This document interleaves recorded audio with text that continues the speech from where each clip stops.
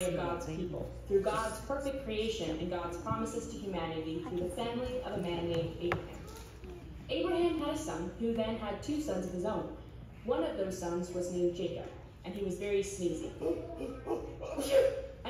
He was very sneaky. You see, even though they were twins, Jacob was born second, and that meant his brother would get a bird bite and a messing. Wait, that's weird.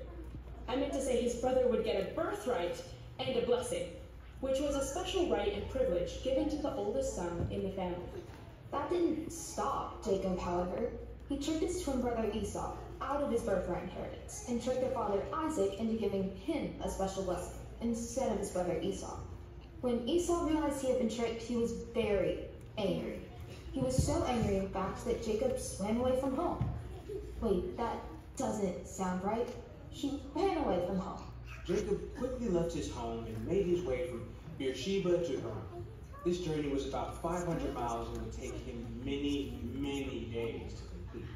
While on his way, Jacob stopped to rest for the night. Since he forgot to pack his travel pillow, he found the nearest rock to lay his head on. Jacob didn't need to be rocked to sleep that night. He was a tired guy who quickly fell into a deep sleep and began to dream. Have you ever had a dream that seemed so colorful and so realistic that when you woke up, it felt like it really happened? Well, that is exactly what happened to Jacob. That night, Jacob dreamed about stairs. That's right, he dreamed about stairs. These weren't small stairs, though. No, these were huge stairs. Imagine a huge ladder, bigger than you've ever seen, reaching from the ground all the way up to heaven. It was a stairway to heaven. On the ladder, Jacob saw God's angels going up and down from the earth to heaven. Suddenly, he saw God standing on the ladder. God spoke to Jacob and said, "Hello, Jacob. I am the Lord, the God of your grandfather and the God of your father. I will give you and your family the land in the place where you are lying down." God went on to say that Jacob's children and their children would be destined.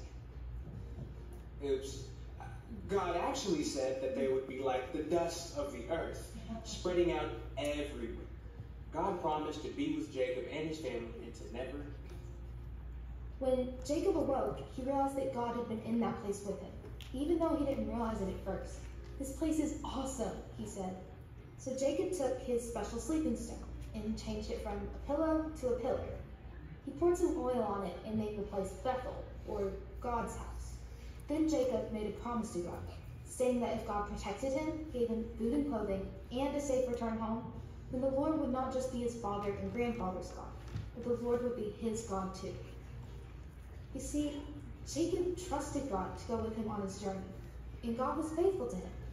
I know it may be hard to believe, but that's just how it happened in the Bible.